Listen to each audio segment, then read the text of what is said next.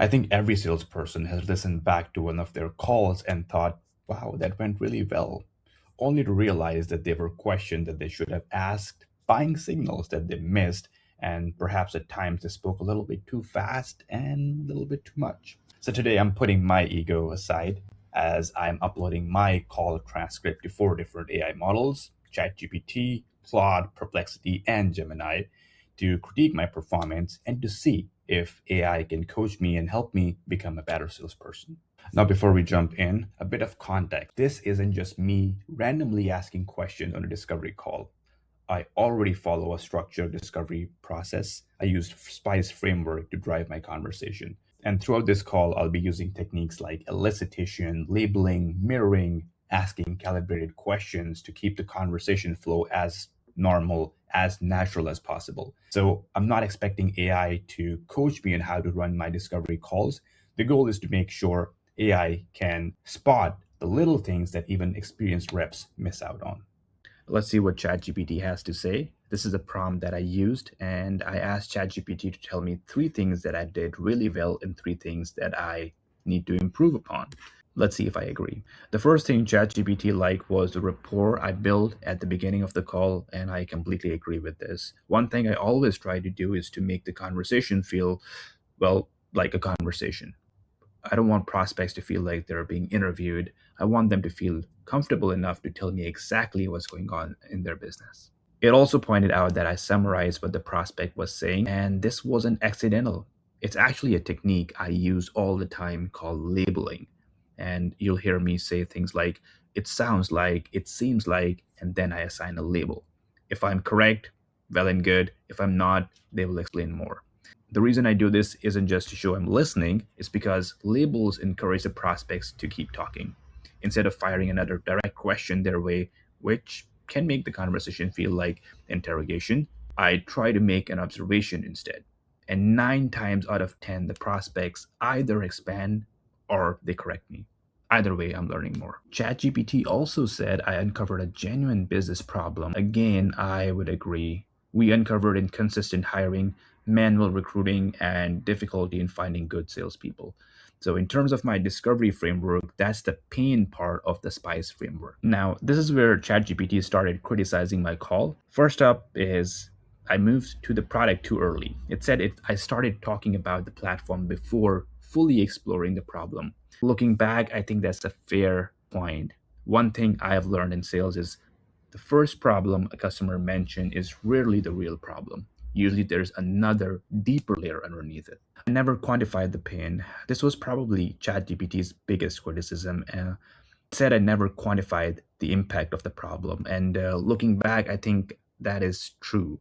I uncovered the pain, but I never quantified that pain, which is the impact, the I part of the SPICE framework. It's one thing for the customer to tell you the recruitment is difficult. It's another thing entirely to understand what that difficulty is costing the business. So I should have asked something like, how much management time is being wasted, or what's the cost of one bad hire? And then I could have connected it back to how we could add value and how we could solve problem. The final point ChatGPT made was that I never really explored what success looked like. Again, it's a fair criticism. The customer said they wanted to improve hiring, but I never asked, how would you measure success? Would it be faster hiring or better quality of candidates, higher performing candidates? That's important because the way they define success changes the way I position my solution. My biggest takeaway from ChatGPT's feedback is this.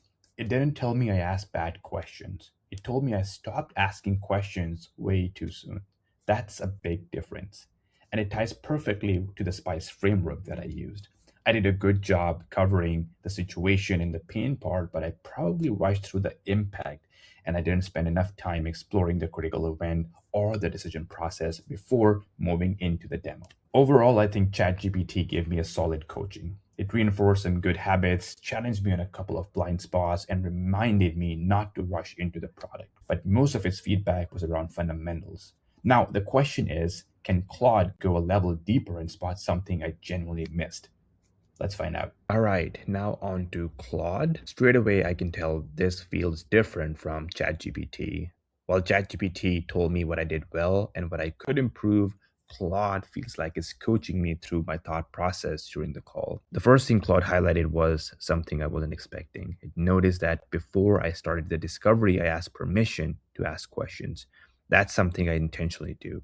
It's a technique I picked up from Josh Brown, and it's incredibly simple. Instead of launching straight into the discovery, I'll say something like, is it okay if I ask you a few questions to understand your hiring process a little better?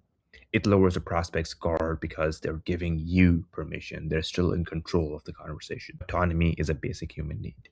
Discovery immediately feels more collaborative instead of feeling like an interrogation. And I was impressed that Claude picked up on that subtle detail. I let the prospect talk. The second point was that I didn't interrupt the prospect when they were telling their story. Again, that's something I do quite deliberately. One thing I've learned is that the most valuable information usually comes after the first answer. So if you jump on it too quickly, you'll never get the real pain. So I completely agree with Claude here.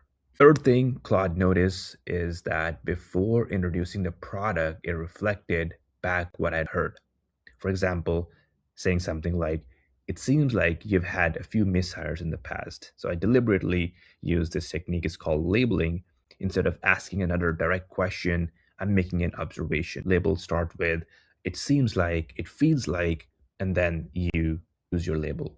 This encourages a prospect to expand naturally. They either say, exactly, that's what we're going through, or they disagree and they correct you. Either way, you get more information out of them. All right, let's look at where Claude challenged me. This is where it really started to coach me. I didn't quantify the pain. Just like ChatGPT, Claude also said, I never quantified the pain. And again, I completely agree. If you have watched any of my sales content, you'll know I use the SPICE framework for discovery. I think I did a good job at understanding the situation and in uncovering the pain, but I rushed through the impact. I never asked what's actually costing the business. How much pipeline are you losing? How much management time is being spent in rehiring? So without quantifying the impact, it's much harder to create urgency later in the sales cycle.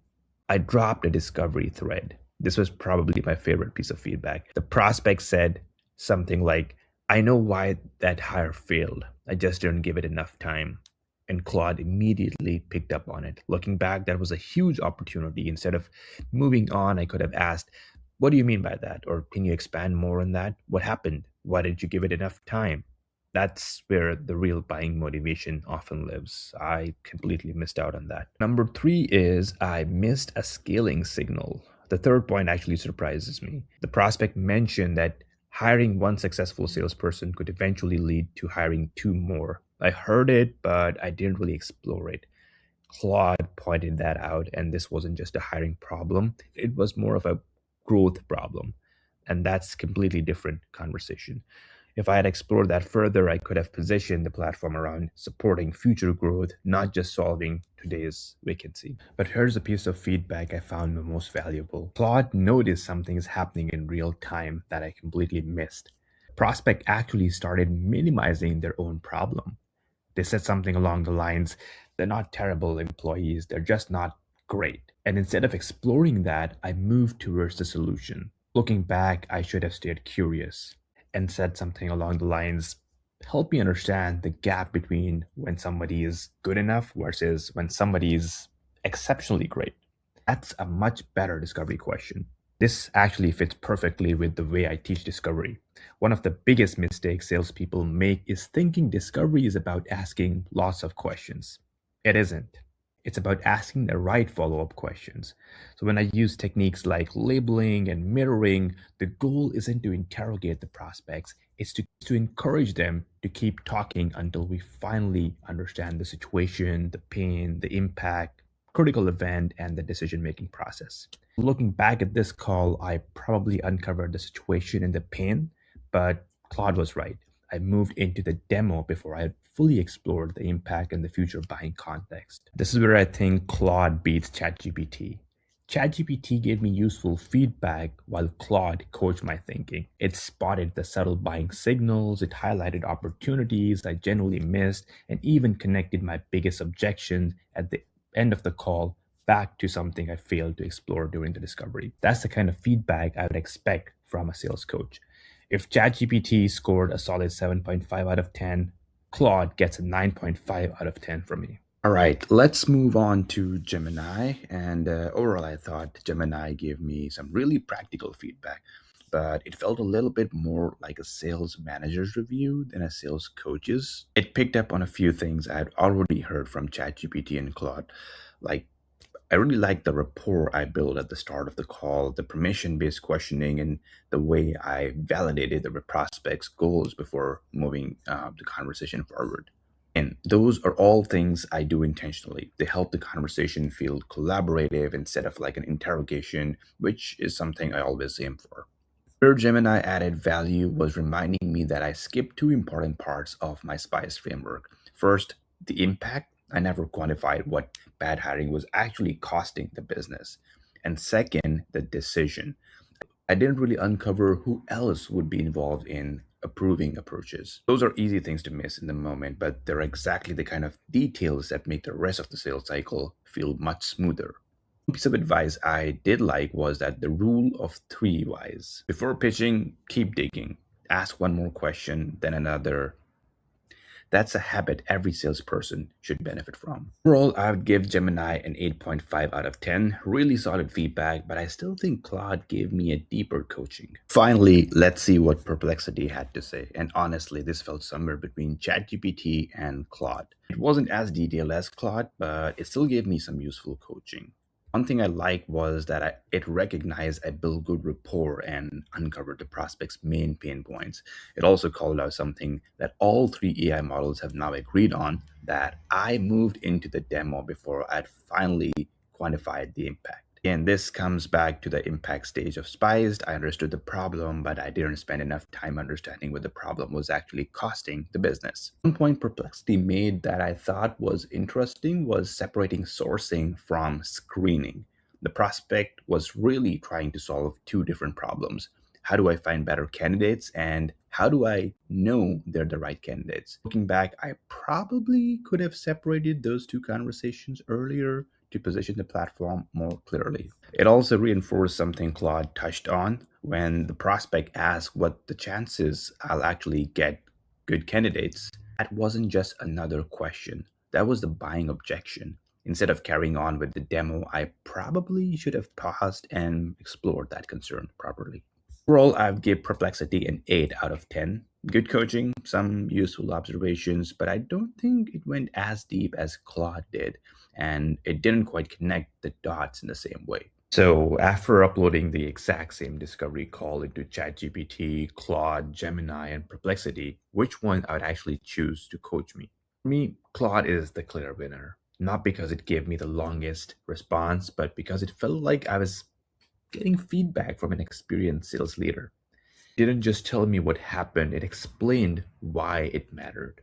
ChatGPT gave me a solid review of the fundamentals, and I added some practical coaching around qualification and the buying process.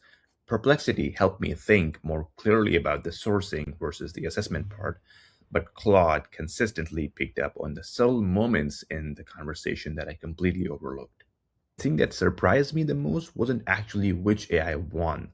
It was the fact that all four models independently highlighted the same weakness. I uncovered the prospect situation and pain, but I didn't spend enough time exploring the impact before moving into the demo itself.